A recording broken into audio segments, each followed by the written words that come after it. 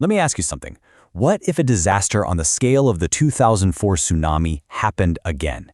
But this time, the world just didn't notice. It sounds impossible, right? But that's not a hypothetical. It just happened. And we need to talk about how a catastrophe this big could fly completely under the radar. Yeah, this isn't just a story about a storm. It's about the silence, the deafening silence that came after. So let's get right into what actually happened. It all starts with the number 3. 3 massive, incredibly destructive tropical cyclones. Their names were Senyar, Ditwah, and Koto, and they formed in a region of the world where, honestly, storms like this just shouldn't exist. And maybe the most unbelievable part? They all hit in the span of a single week. So yeah, 3 cyclones in a place they shouldn't be, in a time frame that seems impossible. Today, we're going to break down how this happened, why it happened, and why the world's reaction, or lack thereof, is almost as devastating as the storm itself. So first, let's just try to wrap our heads around the sheer scale of this thing. This wasn't some localized storm hitting one spot. No, this was a catastrophe that stretched across an entire ocean rim. We're talking Indonesia, Sri Lanka, Malaysia, Thailand, the Philippines, India's Andaman and Nicobar Islands, all of them getting hammered. Millions and millions of people were impacted. Roads completely vanished. Bridges snapped like they were made of matchsticks, and entire communities were literally buried under mud and water. And this quote from a resident in Sumatra, man, it is just haunting. It felt like the sea was moving on land. Just pause and think about that for a second. Not just a flood, but the feeling that the entire ocean had decided to march inland. It really captures the terror of these tsunami-like river currents that were just washing away everything. And the numbers behind this are just, well, they're staggering. In some areas, they got more than 300 millimeters of rain a day. That is 6 times the normal intensity. The devastation was so immense that Indonesian officials were actually comparing it to the 2004 Indian Ocean tsunami. But this time, the monster wasn't an earthquake from below, it was the atmosphere from above. So this brings us to the big question. How did this even happen? Cyclones of this magnitude, this power, were simply not supposed to form in this part of the world. To understand why, we've got to look at the science.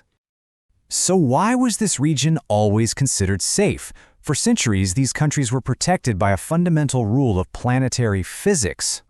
It all comes down to something called the Coriolis effect.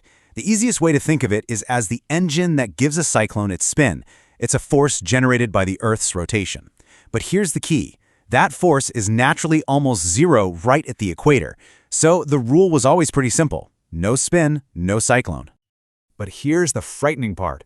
Climate change is literally rewriting the rules of our planet.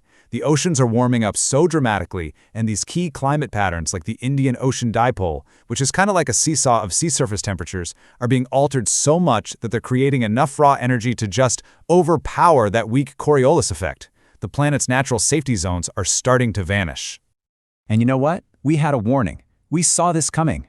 Back in 2021, a storm called Cyclone Seroja made history as the very first to ever make landfall in Indonesia. That should have been a global alarm bell, a screaming red alert, but it was largely ignored. Just a few years later, we didn't get 1, we got 3 at once. This isn't random. It's a predictable pattern on a warming planet. But climate change was only part of the story. The disaster was made infinitely worse by decisions, human decisions, made on the ground, which turned a powerful storm into an absolute human catastrophe. So let's take Sumatra, one of the hardest hit areas. Since the 1990s, over 80% of its lowland forests have been completely wiped out, gone, cleared for things like oil palm plantations, mining operations, and poorly planned construction right on the riverbanks. And the consequence of that is simple, and it's brutal. Forests act like a giant natural sponge. Their roots hold the soil, and they slow down the water. So when you remove that sponge, there is nothing left to stop the runoff. The rainwater just accelerates, turning into a torrent that carries mud, debris, and even entire trees with it, basically weaponizing the floodwaters. And this is where the profound injustice of this whole situation just becomes so clear. The people whose homes were buried, who are now struggling with hunger and disease, they are not the ones who got rich from deforestation. And they are certainly not the ones responsible for the global emissions that are supercharging these storms. But they are the ones paying the ultimate price. But the disaster didn't end when the rain stopped. What came next was a second tragedy, a tragedy of inaction, of bureaucracy, and of silence. Just look at this timeline. The first heavy rains and landslides hit North Sumatra. And then, nothing. 10 days passed before the Indonesian government even held its first cabinet meeting on the crisis. 10 days! While people were trapped, food was running out, and the disaster was just spiraling out of control. And this was a critical failure of leadership.